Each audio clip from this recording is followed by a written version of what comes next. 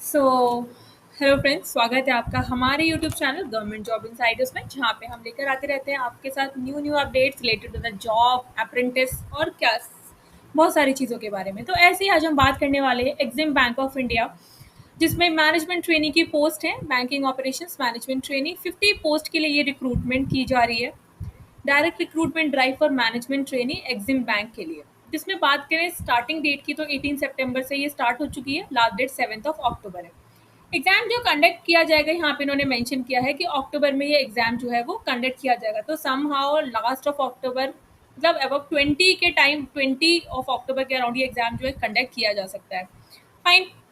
और आपको कैसे, अगर आप ये नोटिफिकेशन पढ़ना चाहते हैं तो इसका link I will provide in my description box, और कैसे अप्लाई करना है वो भी मैं आपको यहाँ पे बता दूंगी। फाइन। ये 50 पोस्ट के लिए है, जिसमें जनरल की 22 है, एससी की 7, एसटी की 13 और ये ईडब्ल्यूएस की 5, तो टोटल 50 पोस्ट के बारे में यहाँ पे बात की गई है। एलिजिबिलिटी की बात करें तो सारी एलिजिबिलिटी आपको यहाँ पे अभी मैं बताऊंगी क्या क्या चाहिए। Essential academic qualification management training banking operations के लिए बात करें, मिनिमम 60% आपके पास एग्रीगेट मार्क्स होने चाहिए। Cumulative grade point CGPA in the graduation में।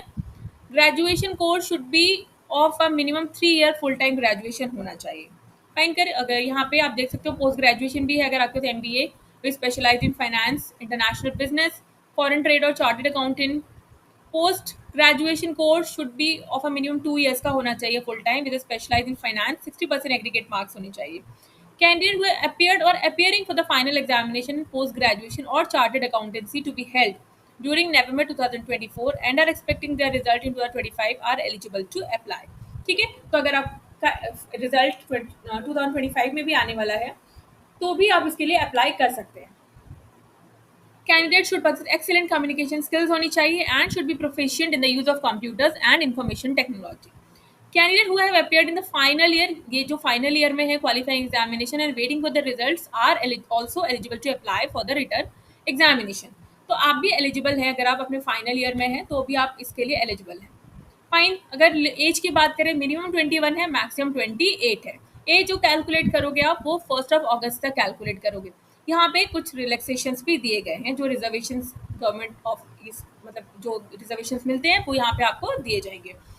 Management trainee will be observed in grade scale junior management trainee as deputy manager after successful completion of the training period of 1 year in the bank. Monthly stipend आपको 65,000 will be paid during the period of training. The pay band for deputy manager JM appointed in the service of the bank shall be 48,480 से लेके, ये कुछ इन्होंने मतलब इनका पे band दे रखा है, लेकिन आपको मंथली स्टाइपेंड जो मिलेगा वो 65,000 मिलेगा आपके ट्रेनिंग के टाइम पे। Fine.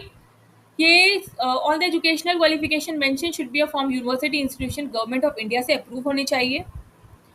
Interested candidates must fill an online application form fill करना है। Application link will be given in the from application. ये स्टार्टिंग डेट जो है 18 सितंबर है।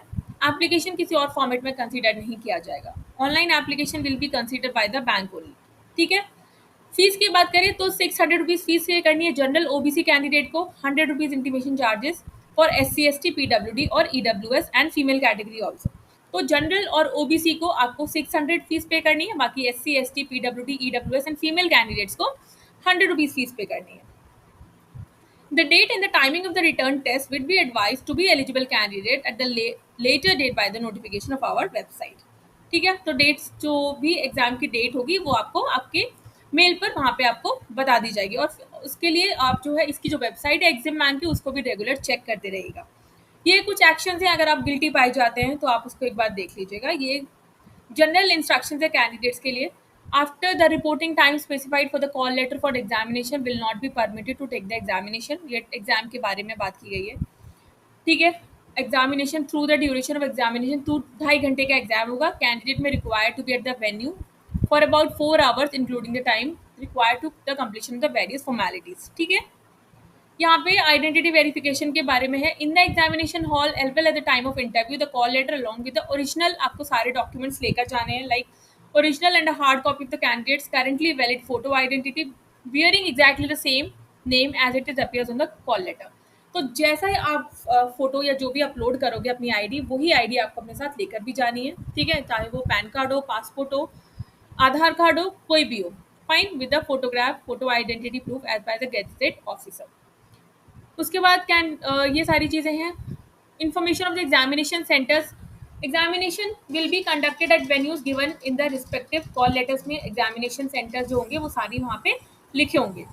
Choice of centers, one exercise by the candidate will be final. If sufficient number of candidates do not opt for the particular center examination, or if the number of candidates is more than the capacity available, तो वो वहाँ पे change कर सकते हैं।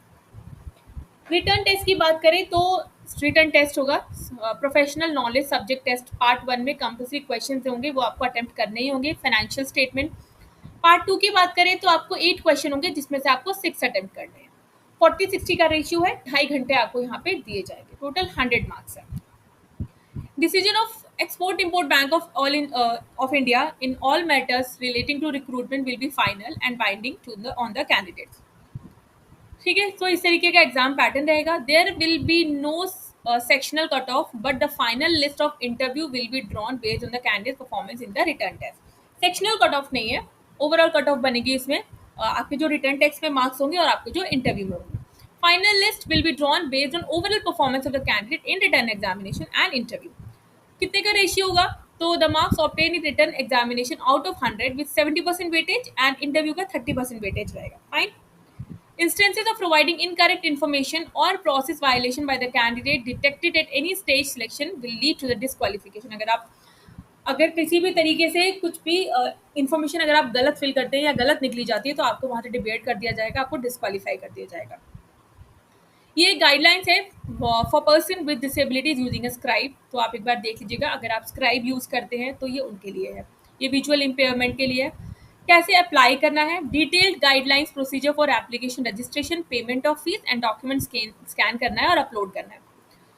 आपको scan करना है अपना फोटोग्राफ, जो signature with black ink, left thumb impression, white paper, black और blue ink, hand written declaration होना चाहिए, ensuring that all the scanned documents adhere to the required specifications given in annexure।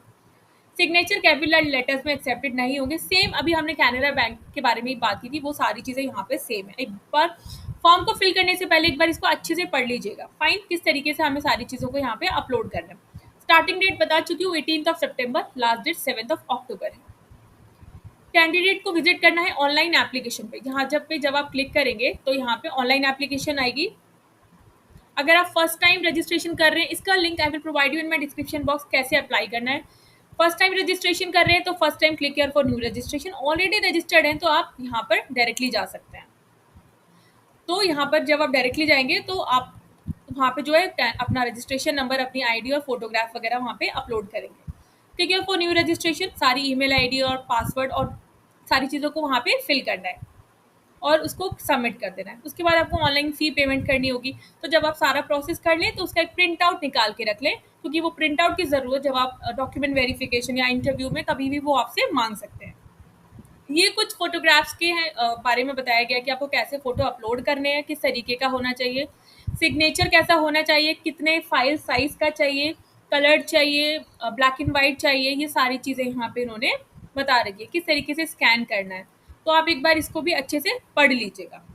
So I hope video जो है आपके लिए बहुत useful रही होगी। जो लोग भी इस फॉर्म को फिल करना चाहते हैं उसको इसका link I will provide you in my description box, आप वहाँ से अप्लाई कर सकते हैं। वीडियो अच्छी लगे तो चैनल को लाइक शेयर सब्सक्राइब ज़रूर कीजिएगा। तब तक के लिए नमस्ते।